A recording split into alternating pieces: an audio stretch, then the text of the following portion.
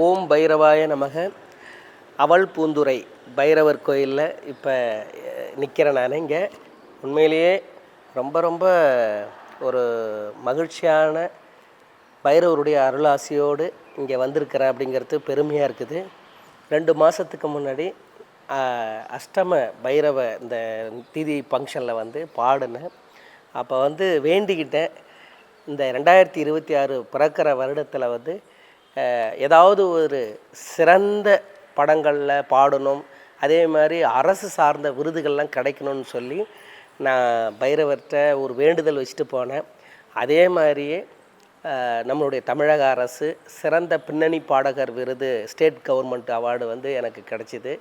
அதே மாதிரி இந்த 2026 தை மாதத்தில் பொங்கலுக்கு ரிலீஸ் ஆன பராசக்தி படம், சிவகார்த்தியன் சார் நடித்த, அதில் 2 பாடல் பாடுறதுக்கும் எனக்கு வாய்ப்பு கிடச்சிது, பாடினேன்.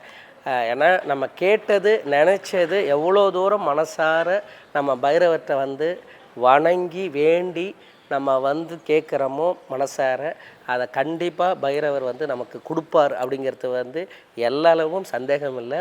அதனால் ஒரு மனசோட நல்ல ஆத்மாவோடு அவர்கிட்ட நம்ம கேட்குற வரத்தை கண்டிப்பாக, அதாவது மனசார உரிமையாக அவர்கிட்ட கேட்கும் பொழுது கண்டிப்பாக நல்லதே நடக்கும்.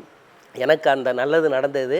அதனால் மீண்டும் பைரவர்கிட்ட ஒரு நன்றி சொல்கிறதுக்காகவும், பைரவர் இன்னும் நிறையா எனக்கு பல படங்களில் வாய்ப்பு கொடுக்கணும், அதேமாரி நிறையா விருதுகள்லாம் இன்னும் வாங்கணும், இன்னும் பைரவருடைய அருளால் உயர்ந்த இடத்துக்கு போகணும்னு சொல்லி பைரவருடைய அருளோடு தினம் தினம் கோடி முறை போற்றி புகழ்வேன் பைரவரை, என் உயிருள்ள காலம் வரை போற்றி வணங்குவேன் பைரவரை, சிவனின் உருவாய் வருபவரை, என்றும் எங்களை காப்பவரை, சிவனின் உருவாய் வருபவரை, என்றும் எங்களை காப்பவரை, என்றும் பைரவர் தினம் தினம் கோடி முறை போற்றி புகழ்வேன் பைரவரை, என் உயிருள்ள காலம் வரை போற்றி புகழ்வேன் பைரவரை.